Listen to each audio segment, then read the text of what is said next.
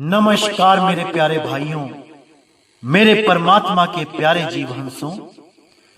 मैं परमपिता परमात्मा से यही अरदास करता हूं कि आप सब मेरे भाइयों का विवेक पहले से ज्यादा और ज्यादा से ज्यादा बढ़ता ही जाए और ऐसी कोई दुविधा ना रहे जो मेरे भाइयों को 1% भी परेशान कर पाए।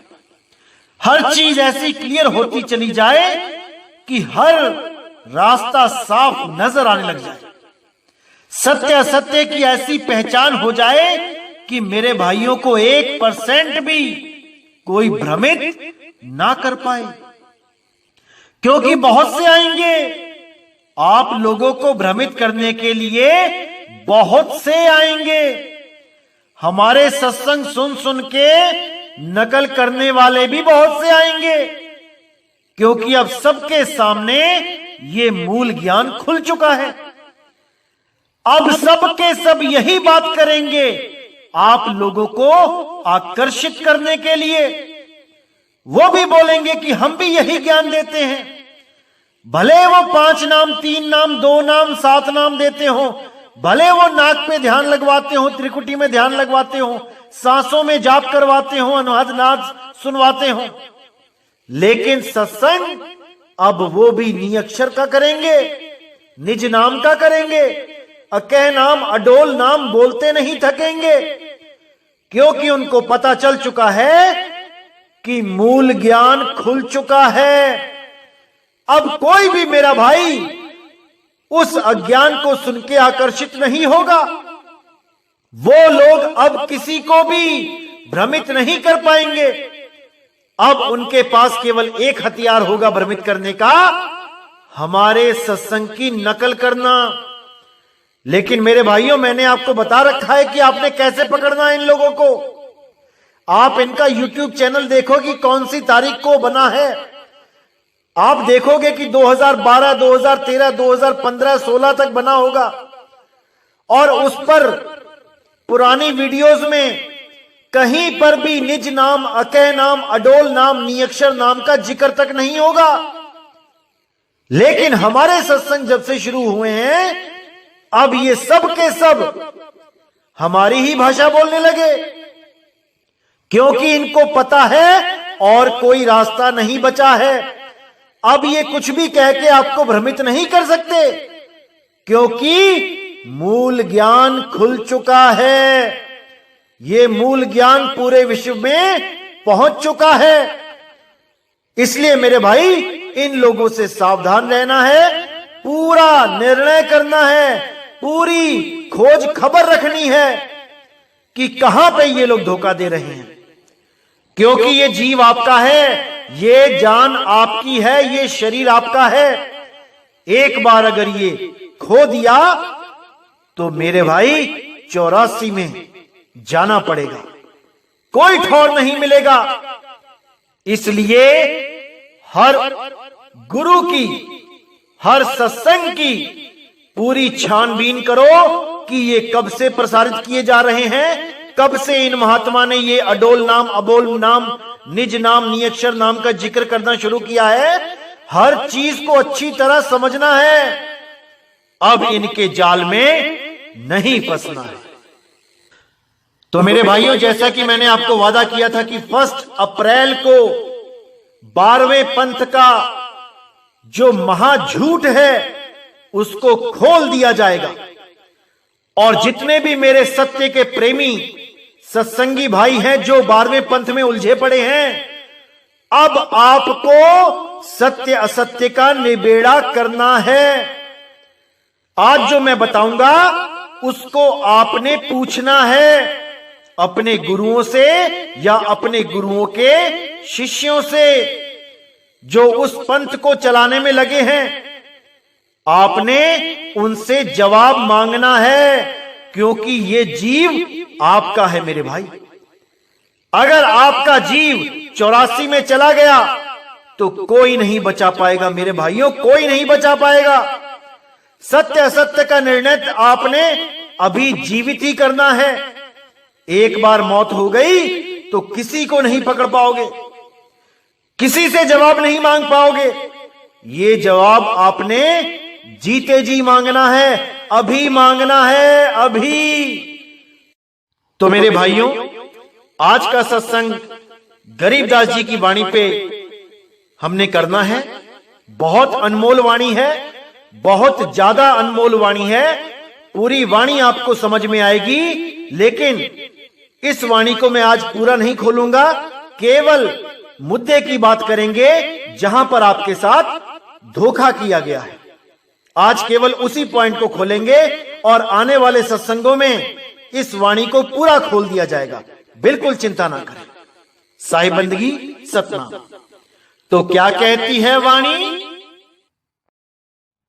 मन तू चल रे सुख के सागर, जहां शब्द सिंध रत्नागर। कोटि जन्म जुग भर मत हो गए, कुछ नहीं हाथ लग्या रे। कुकर शूकर खर भया बौरे, कौआ हंस बुगारे। कोटि जन्म जुग राजा कीना, मिटी न मन की आशा। भिक्षक होकर दर दर हांड्या, मिल्या ना निर्गुण रासा। इंद्र कुबेर ईश की पदवी, ब्रह्मा वरुण धर्म राया। विष्णु नाथ के पुर को पहुंचा, बहुरी अपूठा आया। तो वाणी में गरीबदास जी ने बहुत अच्छी तरह समझाया कि मन तू चल रे सुख के सागर, जहां शब्द सिंध रत्नागर। कि रे मन, तू सुख के सागर की तरफ जा। ये झूठी दुनिया के झूठे सुखों के चक्कर में मत पड़। वहां जा जहां शब्द सिंध रत्नागर, यानी शब्द रूपी समंदर तेरा इंतजार कर रहा है। रत्नागर, रत्नों का सागर। ये झूठे रत्नों के चक्कर में मत पड़, उस शब्द रूपी रत्नागर की शरण ले ले। तो कहते हैं करोड़ों जन्म भरमते हो गए, कुछ हाथ नहीं लगा तुम्हारे। जैसे खाली हाथ आते हो वैसे ही चले जाते हो। कुत्ता सुअर शेर हाथी घोड़े पता नहीं क्या क्या बनते आते हो, और ऐसे ही जन्म बर्बाद करके चले जाते हो। कुछ हाथ नहीं लगता। कभी बड़े बड़े राजा बन के आते हो, इंद्र कुबेर बन के आते हो, ब्रह्मा विष्णु महेश बन के आते हो, और कभी भिखारी बन के दर दर के ठोकरे खाते हो। कुछ नहीं मिलता। इसलिए भाई विचार कर लो कि क्या करना है, क्या पाने के लिए तुम आए हो, क्या कमाने के लिए आए हो। आज बड़े बड़े देश, अमीर से भी अमीर देश, अमीर से भी अमीर लोग, क्या हाथ लग रहा है? बीमारी के कारण मर रहे हैं, कुछ नहीं कर पा रहे हैं, कुछ भी नहीं। तो इसी का हवाला देते हुए गरीबदास जी ये वाणी लिखते हैं कि बड़े बड़े आए इस दुनिया में और सच्चे नाम के बिना खाली हाथ चले गए। तो भाई अब तुम वो गलती मत करना जो बड़े बड़े देवी देवताओं ने करी, बड़े बड़े ऋषि मुनियों ने करी, बड़े बड़े पीर पैगंबरों ने करी। वो गलती अब तुम मत करना। तो यहां पे समझाते हुए कह रहे हैं कि तुम जो भक्ति करते हो, ऐसा नहीं है कि वो भक्ति से कोई लाभ नहीं होता। इस दुनिया में जो भी आदमी भक्ति कर रहा है वो किसी ना किसी लोक को पहुंच ही जाता है। जैसे यहां साफ बोला, इंद्र कुबेर ईश की पदवी, ब्रह्मा वरुण धर्म राया। विष्णुनाथ के पुर को पहुंचा, बहुर अपूठा आया। यानी तुम जो भक्तियां कर रहे हो उससे क्या होगा? तुम्हें बड़ी बड़ी पदवियां मिल जाएंगी। इंद्र बन जाओगे, कुबेर बन जाओगे, ईश बन जाओगे, ब्रह्मा विष्णु महेश तक बन जाओगे। लेकिन साफ बोल दिया कि विष्णुनाथ के पुर को पहुंचा, यानी कि विष्णु भगवान जी के लोक में भी पहुंच जाओगे, तब भी बहुरी अपूठा आया। अपूठा यानी वापस, कि बार बार घूम के आना पड़ेगा। तो आगे गरीबदास जी महाराज कहते हैं, असंख्य जन्म जुग मरते हो गए, जीवत क्यों न मरे रे। द्वादश मध्य महल मठ बावरे, बहुर न देह धरे रे। अब यहां पे बिल्कुल क्लियर कर दिया कि असंख्य जन्म युग मरते हो गए, असंख्य युगों से तुम जन्मते और मरते ही जा रहे हो। ये जन्म मरण का चक्कर अभी तक खत्म नहीं हुआ। आज भी तुम यहां बैठे हो इस लोक में। इसका मतलब कि तुमने पुराने जन्मों में जितनी भी भक्तियां करी हैं, जितने भी नाम जपे हैं, जितने भी ध्यान धरे हैं, वो सब मिथ्या थे। तभी तो यहां आज आप बैठे हुए हो। अगर युगों युगों से जो आपने नाम जपते आ रहे हो उससे मुक्ति हो गई होती तो यहां नहीं बैठे होते मेरे भाई। और ऐसा कोई युग नहीं था जब आपने भगवान के परमात्मा के नाम नहीं जपे। युगों युगों से जपते आ रहे हो, सबने ही जपे हैं। इसका मतलब वो जितना भी जपा था वो मिथ्या था, वो सच्चे नहीं था। इसीलिए वापस यहां बैठे हो ना आज। तो अब वो गलती नहीं करनी है जो युगों युगों से ऋषि मुनि भी करते आए हैं, पीर पैगंबर भी करते आए हैं। वो गलती अब सुधारनी है। समय आ गया है उस गलती को सुधारने का। तो क्या गलती की थी हमने? हमने उन युगों में खूब नाम जपे। कौन से नाम जपे? जो इंसानों ने ही बनाए थे, जो ऋषियों मुनियों ने बनाए थे, जो वेदों पुराणों के द्वारा हमें प्राप्त हुए थे। हमने वो नाम जपे और उन नामों को जप जप के अपना जीवन बर्बाद कर लिया। क्योंकि हमने जीते जी मरना नहीं सीखा कि जीते जी कैसे मरा जाता है। हम सब के सब केवल नाम जपने और योग करने में लग गए। किसी ने अष्टांग योग सिद्ध कर लिया, किसी ने हठ योग सिद्ध कर लिया, किसी ने राज योग सिद्ध कर लिया, किसी ने प्राण योग सिद्ध कर लिया। सब योग में उलझ गए, जाप ताप में उलझ गए, लेकिन किसी ने भी जीवित मरने की कला नहीं सीखी। इसीलिए गरीबदास जी ने यहां कहा कि असंख्य जन्म युग मरते हो गए, जीवित क्यों ना मरे रे। तू जीवित क्यों नहीं मरना सीख लेता? अगर तूने जीवित ही मरने की कला सीख ली फिर तेरा ये जन्म मरण सदा के लिए खत्म हो जाएगा। लेकिन वो कला कौन सी है जिसके द्वारा जीवित ही मुक्ति मिल जाती है, जीते जी मुक्त हो जाता है ये जीव। वो कला है सहज योग। संतों सहज समाधि भली है, गुर पर ताप या दिन से जगी है, दिन दिन अधिक चली है। वो सहज समाधि वही असली योग है, वही असली जाप है, वही असली तप है। उसके अलावा सब झूठ है, सब झूठ है।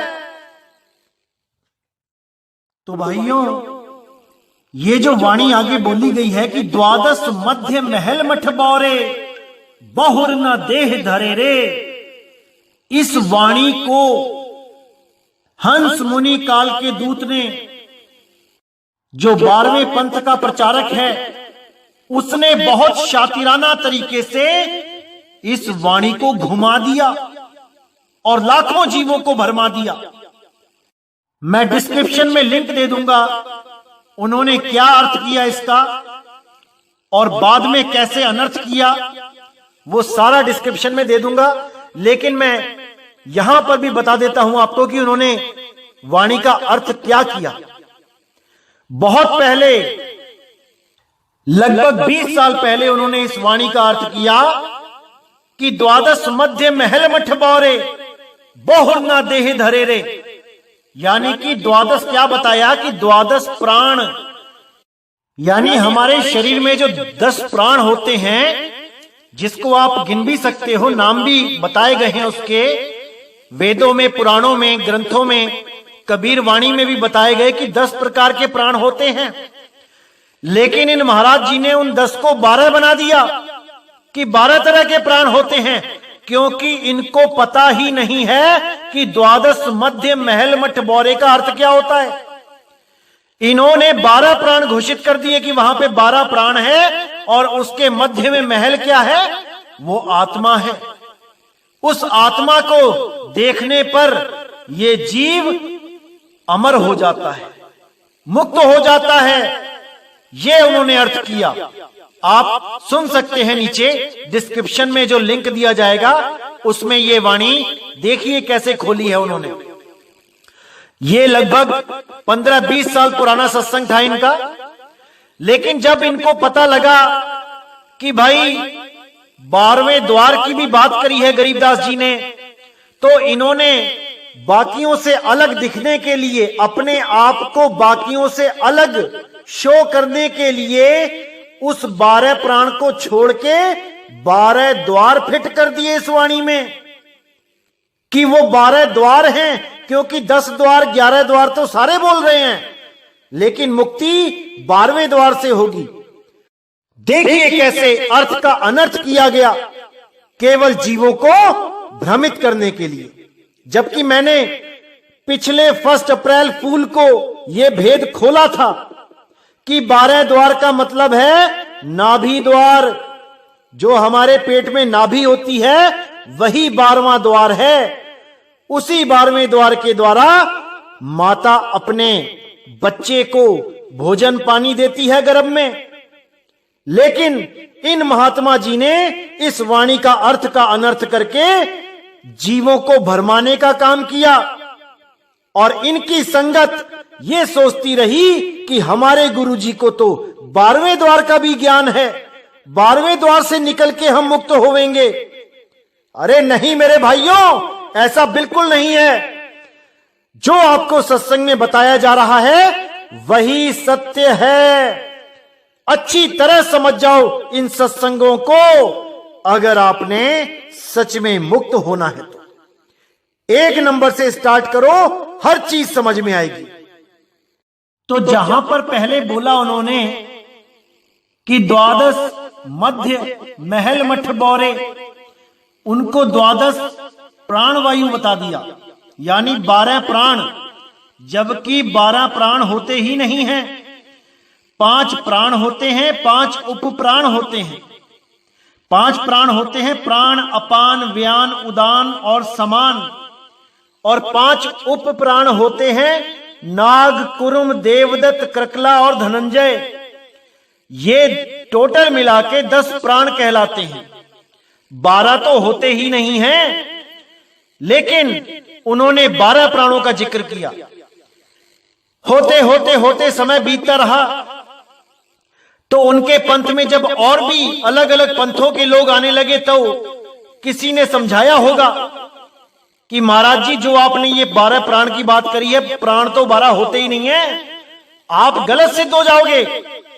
तब उन्होंने बड़ी चालाकी के साथ 12 प्राणों की जगह 12 द्वार फिट कर दिए कि 12 द्वार होते हैं। गरीबदास जी कहते हैं 12 द्वार का महल है। ऐसे चालाकी करते हैं ये काल के दूत, लेकिन इनको नहीं पता कि परमात्मा ने भी अपने अंश भेजे होते हैं, जो एक एक चालाकी को पकड़ के सबके सामने खोल के रख देते हैं। किसी भी काल के दूत का अज्ञान उनकी आंखों से छुप नहीं सकता, बच नहीं सकता। हर अज्ञान को वो खोल के रख देते हैं, हर अज्ञान को एक्सपोज कर देते हैं। सारी दुनिया को इतना विवेक देते हैं कि वो ज्ञान और अज्ञान को, सत्य को और असत्य को, सच और झूठ को अच्छी तरह समझ जाए। तो देखिए मेरे भाइयों, कितनी शातिराना तरीके से वाणी के अर्थ का अनर्थ कर दिया, वाणी के अर्थ को बदल दिया। अपने ही द्वारा पहले क्या अर्थ बताया था और समय बीत जाने पे उसी वाणी का अर्थ कैसे बदल दिया। लोगों को भ्रमित करने के लिए, 12वें द्वार के चक्कर में डालने के लिए। क्योंकि कोई भी ऐसा महात्मा नहीं था जो 12वें द्वार की बात कर रहा था। सब के सब या तो 10वें द्वार की बात कर रहे थे या कोई 11वें द्वार की बात कर रहा था। तो सबसे अलग ज्ञान दिखाने के लिए कि मेरे पास सबसे आगे का ज्ञान है, इन्होंने 12 द्वार बना डाले जो पहले 12 प्राण बताए थे। ऐसे भ्रमित करते हैं ये काल के दूत। लेकिन मेरे भाइयों, आपने भ्रमित नहीं होना है, हर चीज को अच्छी तरह समझना है। अब समय आ गया है कि परमपिता परमात्मा का मूल ज्ञान जन जन तक पहुंचे, बच्चा बच्चा इसको समझे, तभी मोक्ष होगा, तभी मुक्ति होगी मेरे भाई। नहीं तो यही जन्म मरण के चक्कर में उलझे रह जाओगे और इन अधूरे गुरुओं के चक्कर में उलझे रह जाओगे। जब तक पूर्ण सतगुरु की खोज पूरी ना हो जाए तब तक कोई भी मुक्ति को प्राप्त नहीं कर सकता। और उस पूर्ण गुरु को खोजने से पहले पूर्ण ज्ञान को समझना पड़ता है कि असल में सत्य ज्ञान है क्या। अगर कहीं भी ज्ञान में कमी दिखाई देती है उसको अपने जीवन में धारण नहीं करना चाहिए, नहीं तो आपका जन्म लेना बर्बाद हो जाएगा, बेकार हो जाएगा।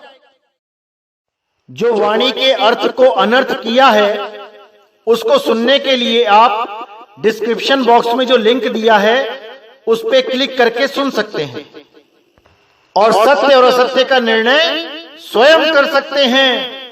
किसी से पूछने की जरूरत नहीं पड़ेगी।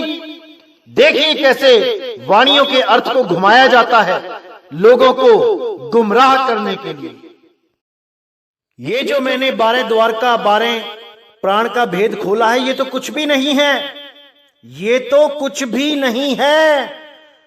असली चालाकी, असली झूठ तो भाई कुछ और ही है, जिसको बहुत सालों से ये झूठ को चलाते ही आए हैं। और वो झूठ है 1997 में 12वें पंथ के हंस मुनि कालदूत को परमात्मा के दर्शन होना, यानी परमात्मा का 1997 में आकर इनको सार शब्द का भेद बताना, यही सबसे बड़ा झूठ है।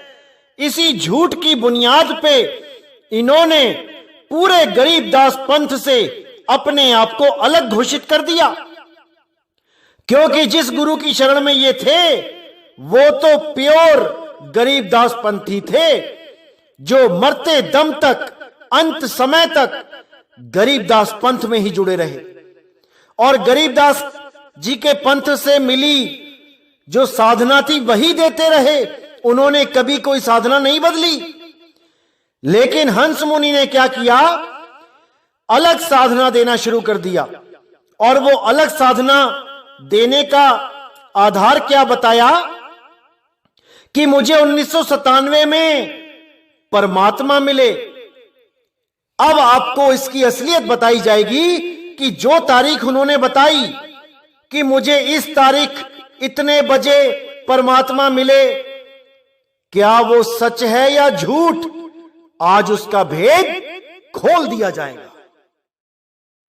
तो जब हम इनकी एक पुस्तक देखते हैं आध्यात्मिक ज्ञान गंगा, उसमें 538 पेज नंबर पे जब हम आखिरी पैराग्राफ पढ़ते हैं तो उस पे साफ लिखा होता है कि मुझ दास को परमेश्वर कबीर साहिब जी संवत 2054 फाल्गुन मास शुक्ल पक्ष एकम मार्च 1997 को दिन के 10 बजे मिले तथा सार शब्द की वास्तविकता तथा संगत को दान करने का सही समय का संकेत देकर अंतर ध्यान हो गए तथा इसको अगले आदेश तक रहस्य युक्त रखने का आदेश दिया। तो अब हम विचार करेंगे मेरे भाइयों कि जो इन्होंने बताया कि संवत 2054 फाल्गुन मास शुक्ल पक्ष एकम, ये तारीख जो है जो इन्होंने बताई, ये 2054 संवत में आती भी है कि नहीं, इस पे विचार करते हैं। तो सबसे पहले हम देखते हैं जो इन्होंने बताया कि संवत 2054 में जो महीना फाल्गुन बताया है, वो हम देखते हैं कि वो फाल्गुन का महीना संवत 2054 में आता है भी कि नहीं, कहीं वो 2053 में तो नहीं आता। आइए चेक करते हैं। तो सबसे पहले आपकी जानकारी के लिए बता दूं मैं कि जो हमारा नया संवत आता है, जैसे हमारे इंग्लिश कैलेंडर में जो होता है नया साल, वो 1 जनवरी को शुरू होता है, और जो हिंदी कैलेंडर में होता है वो चैत्र शुक्ल एकम से शुरू होता है। तो यहां आप देख सकते हो 7 अप्रैल 1997 में जो दिन की अमावस्या कृष्ण पक्ष फाल्गुन, यहां तक संवत 2053 ही चल रहा था, और हिंदी कैलेंडर के हिसाब से जो संवत आता है वो 8 अप्रैल 1997 को आता है, प्रथमा शुक्ल पक्ष चैत्र संवत 2054। तो यहां पे विचार करना है मेरे भाइयों कि हंस मुनि जी महाराज कहते हैं कि उनको कबीर साहब फाल्गुन में मिले संवत 2054 में, और साल बताते हैं 1997। लेकिन सोचने वाली बात है कि 1997 में जो फाल्गुन का महीना पड़ेगा वो संवत 2053 में पड़ेगा, ना कि 2054 में। और 2054 में जो फाल्गुन का महीना पड़ा वो 1997 में नहीं, 1998 में पड़ेगा। तो इस हिसाब से 5505 1997 में बनते हैं, और इनको 1998 में मेल हुआ है। तो यहां पे इनकी तारीख ही गलत हो जाती है, क्योंकि ये मनमुखी तारीख है, ऐसा कुछ हुआ ही नहीं। अगर ऐसा कुछ हुआ होता तो ये गलती कभी ना होती। इन्होंने अपने मन से ही एक तारीख चुन ली और अपनी पुस्तकों में उसको छाप दिया, बिना विचार किए कि वो महीना इस संवत में पड़ता है कि नहीं, इस सन में पड़ता है कि नहीं। तो मेरे भाइयों, पूरा विचार करना है आपने, पूरा विवेक लगाना है। कैसे ये वाणियों को भी अर्थ का अनर्थ करके भरमाते हैं, और परमात्मा से मिलन का जो समय है 5505 उसको भी गलत तरीके से दिखाते हैं, केवल जीवों को भरमाने के लिए। लेकिन अब नहीं भरमना है मेरे भाई, नहीं भरमना है। अब सत्य असत्य का निर्णय कर लेना है। सतनाम। तो सबसे इंपॉर्टेंट जो चीज है मैं आपको बताना चाहता हूं, जो सबसे बड़ा झूठ बोला गया है वो ये है कि इन्होंने बोला कि फाल्गुन मास के शुक्ल पक्ष की एकम को 2054 संवत को इनको परमात्मा ने दर्शन दिए। सबसे बड़ा झूठ ही यही है, क्योंकि इन्होंने 1997 घोषित किया, क्योंकि 5505 1997 को ही पूरे होते हैं, इसलिए इन्होंने 1997 को बोल दिया कि फाल्गुन मास शुक्ल पक्ष की एकम को मुझे कबीर साहब मिले 2054 में, संवत 2054 में, जबकि ये बिल्कुल झूठ है, क्योंकि फाल्गुन मास 2054 में एकम आती ही नहीं है, वो द्वितीया से शुरू होता है महीना। आप अच्छी तरह चेक करिए, ये तारीख ही झूठी बताई गई है, ये समय ही झूठा है, क्योंकि इन्होंने अपने अंदाजे से ही सेट कर दिया। अगर इनको सच में परमात्मा मिले होते तो कभी ये भूल नहीं करते। जैसे मान के चलो, आपको 1 अप्रैल को परमात्मा मिले होते और 2020 में, तो आप कभी सपने में भी नहीं भूलते। क्योंकि आपने देखा होगा कई लोग नामदान लेते हैं, उस नामदान की तारीख तक को नहीं भूलते, सालों साल तक याद रहता है कि मैंने किस सन में नाम लिया, किस तारीख को नाम लिया, कितने बजे नाम लिया। टाइम भले ना याद रहे, लेकिन तारीख और दिन हमेशा याद रहता है, साल हमेशा याद रहता है। तो इनसे इतनी बड़ी गलती कैसे हो गई? क्योंकि ये केवल एक तुक्का था। ना तो कभी परमात्मा मिले और ना ही इन्होंने उस तारीख को याद रखा। ये केवल एक तुक्का लगाया था जो परमात्मा ने गलत साबित कर दिया। वो तुक्का ही गलत साबित हो गया, क्योंकि फाल्गुन के महीने में एकम आती ही नहीं है। अगर ये परमात्मा के हंस हैं, परमात्मा के दूत हैं, तो इनसे इतनी बड़ी गलती होनी ही नहीं थी। लेकिन ये गलती हुई है, इसीलिए इसमें बहुत बड़ा राज है।